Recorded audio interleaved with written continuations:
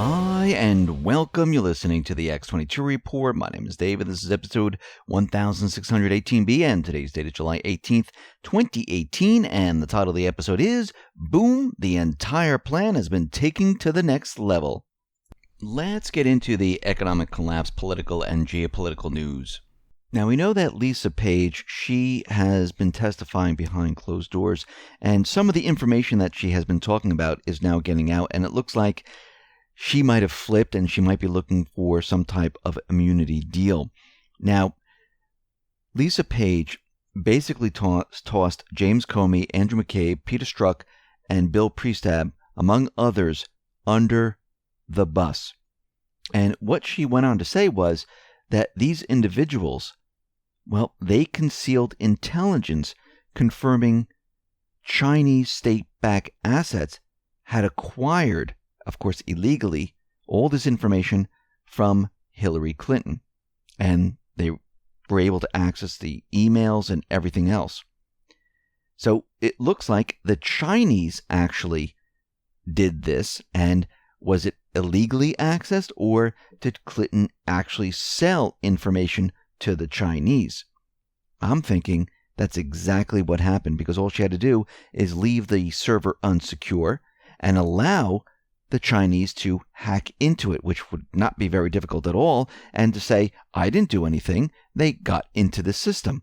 So from everything that Lisa Page is saying, and everything, all the information that she's putting out there, it looks like she's looking for an immunity deal. It looks like she's cooperating, and she might have flipped here, and she'll probably give more information. Now, the deep state, they're very worried about this, and we know that during the summer prior to the summit, Mueller came out and indicted like 12 Russians, whatever. And Mueller knows that these Russians are not going to come to America. He knows because under Russia's constitution, it shields its citizens from extradition and deportation. And the U.S. does not have an extradition treaty with Russia. Article 61 of the Russian Constitution forbids extradition. A citizen of the Russian Federation may not be deported from Russia or extradited to another state. So Putin came out and he denied that those named in the indictment were working on behalf of his government. He said that the Russian government could question those accused of election meddling if the U.S. and Mueller utilized the 1999 Mutual Legal Assistance in Criminal Matters. And that is a criminal matters treaty that he's talking about. He can use this treaty, he said, as a solid foundation and send formal and official requests to us so that we could interrogate. We would hold the questioning of these individuals who he believes are privy to some crimes, and our law enforcement are perfectly able to do this questioning and send the appropriate materials to the United States. Actually, Putin went a step further. He said that he will allow U.S. officials and members of Mueller's team to be present at the questioning if the U.S. would reciprocate, and allow Russian officials to be present at the questioning of certain U.S. intelligence and law enforcement officials. Well, I think this should be done. Do you think Mueller's going to go for this? Most likely not. And this would be Mueller's worst nightmare. Now, Mueller, he's in the process of protecting his people. Because from right now, what we're hearing is that Mueller is seeking immunity for 5 witnesses against Manafort. And we know that Manafort was a plant, according to Q. So special counsel Robert Mueller's team is asking a federal judge to grant immunity to 5 witnesses who may be called to testify at the upcoming trial of Paul Manafort. Now, we don't know who these individuals are, but we suspect 2 of them, these 2 key witnesses, they might be the Podesta brothers. Now, think about what Mueller is doing right now. He's protecting certain individuals and giving them immunity because he knows everything that he's doing right now is completely falling apart. It's all propaganda. Let's see if Mueller takes Putin up on this interrogation, because under the Russian Constitution, they're not going to send anyone here, but he's allowing Mueller to come over there and question these individuals. Now, if Mueller is serious, this is what he would do. And let's see if this goes to the next step. Let's see if he follows through on this, because we saw what happened when the Russian company came here to the U.S. Mueller, he was scrambling. He had no evidence. He couldn't produce anything, still can't. And the Russian company is sitting there going, okay, let's do this. It's his worst nightmare. Now, what's very interesting is that the deep state, they are reeling. They're very nervous about what is happening. And we know that Trump has met with Putin, and they talked about many different things.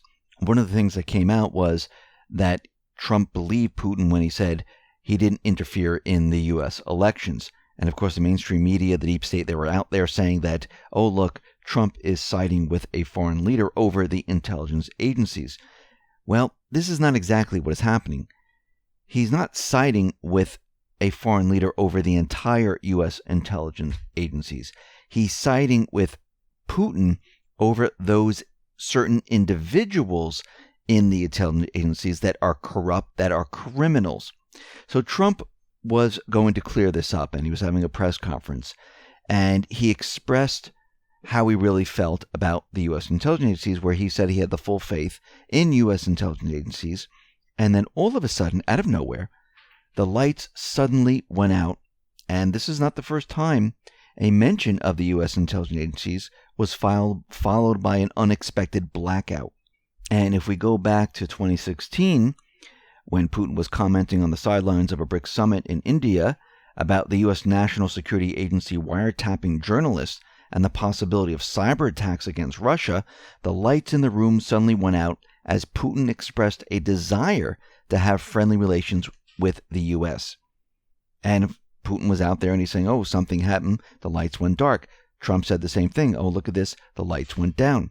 The power was also cut during Secretary of State Mike Pompeo's Senate confirmation hearing last year.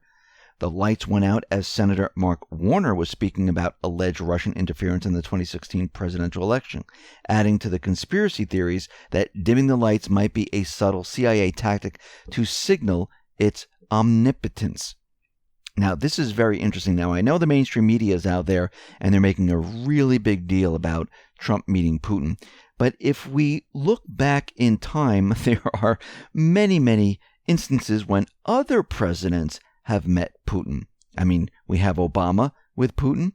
We have George W. Bush with Putin. We have Clinton with Putin. That's Bill Clinton. We have Hillary Clinton with Putin. We have Senior Bush with Putin. I mean, all these leaders have met Putin. Now, did the mainstream media act the way they did when Trump met with Putin? No, they did not. This is how you know this has nothing to do with Putin. This has to do with what is about to happen.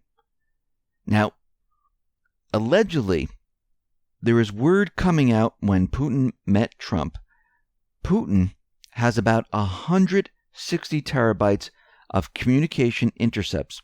All the people behind fake Russian collusion, false flag chemical attacks in Syria, sabotage of the Brexit, Clinton activities, and much, much more.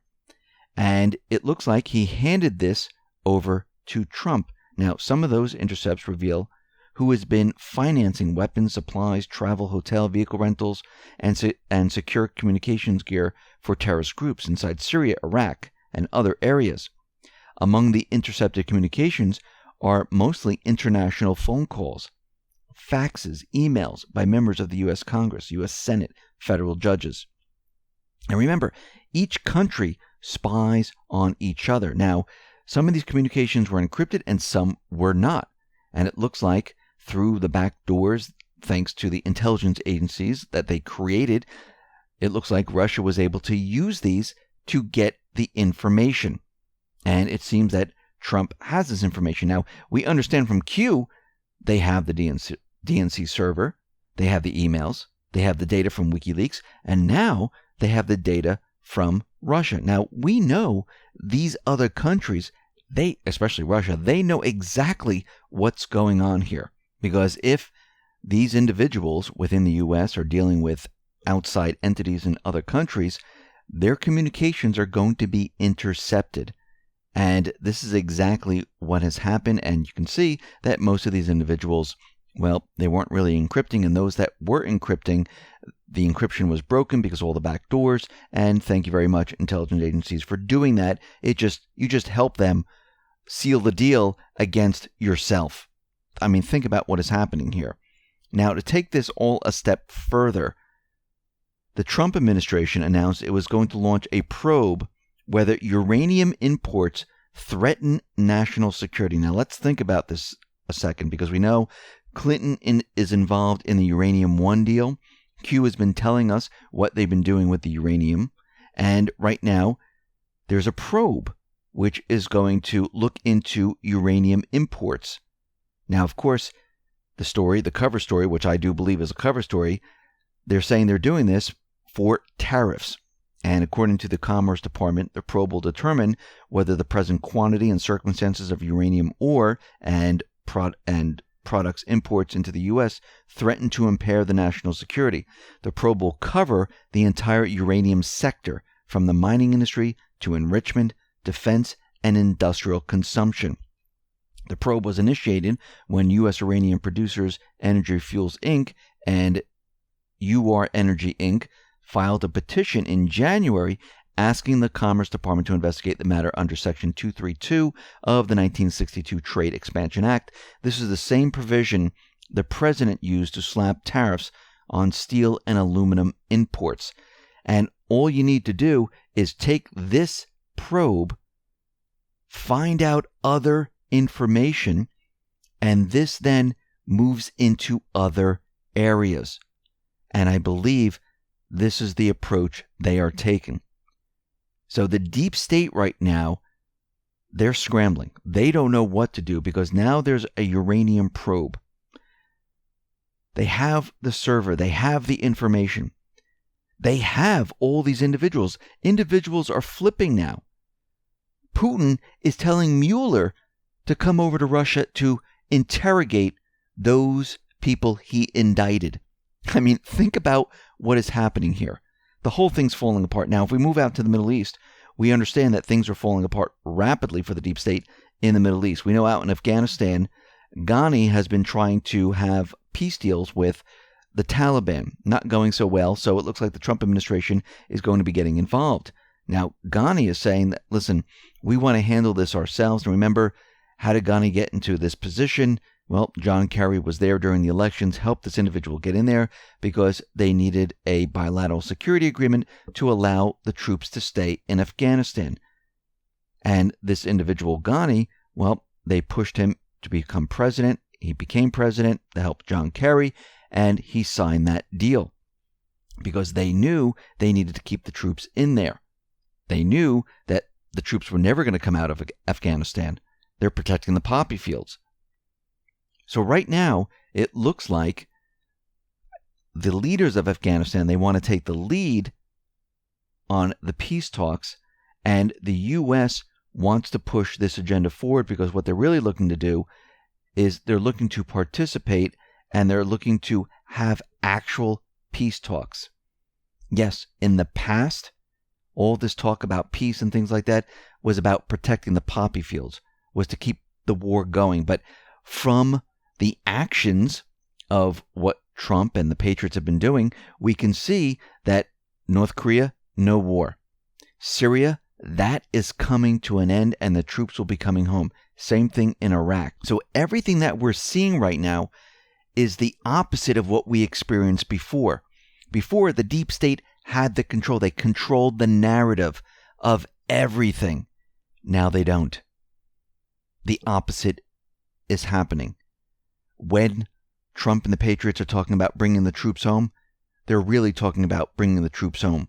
When they're talking about having peace in North Korea and having no war and having a peace summit, they're really talking about having a peace deal and a summit. When they're talking about peace in Afghanistan and bringing this war, of 17 years to an end, they're really talking about having this war come to an end. When they're talking about going after the Islamic State, yes, they're going after the deep state paid mercenary army, the Islamic State, Al-Qaeda, Al-Nusra. Remember, all of these entities, they were created by the deep state to push their agenda. Now, they're being destroyed. And right now, Russia has been asked by Trump, and they both agreed, to help out with North Korea. Now, I think Russia was always part of this, and I think it's just being released to the public now. I think China, Russia, they've always worked with the U.S. to help with the peace negotiations in North Korea. And I think what Trump is doing right now is he's just bringing this out into the open and saying that Russia is going to be involved in the talks with North Korea, going to be working with the president of North Korea. And Russia went out and they agreed to help with this process. Out in Syria, we see more weapons have been confiscated from the Islamic State, the paid mercenary army. And a lot of these weapons are Israeli made. There's bombs. There's other type of weapons. A lot of weapons have been found from France, from the UK, from the US. And they were all in the hands of the terrorist groups. Why? Because they supported them.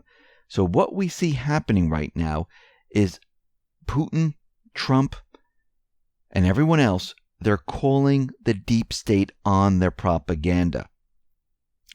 With the indictments, they just called out Mueller and said, go ahead, come on over, we'll allow this. With everything else, with the Middle East and everything else, they're calling them out at every turn. And what's going to happen is the deep state is either just going to fold, and that's going to be it, which I don't think they're going to do because they never do that. I think they're going to push something, and they're going to push it hard. What that will be, we don't know as of yet, but we can see that they were planning on riots. They might be planning on a civil war. Even though Q said there will be no civil war, the deep state will try something. And if all else fails, they might even try something even larger, something on the magnitude of 9/11, something like that. It might have to do with a cyber attack, with physical attacks, but we can see that they're not just going to lay down and take it. They're going to come back, because if they do decide to just give up, what happens? Well, it looks like then they'll have to stand trial. And they don't want to do that. Or they'll run, or they'll commit suicide. So time is ticking down now for the deep state. And before you know it, August will be here. Before you know it, the Inspector General report will be declassified. Once that happens, I believe this is game over. And this is the part we should be worried about, because the deep state will not let it get that far without doing something, without some type of an event to distract from that, because that is something they don't want out there. So we'll have to monitor the situation. We can see right now the deep state, they're scrambling, and the plan is on track. Listen, everyone, thanks a lot for listening. Be well, be safe, and especially be prepared. Thanks a lot.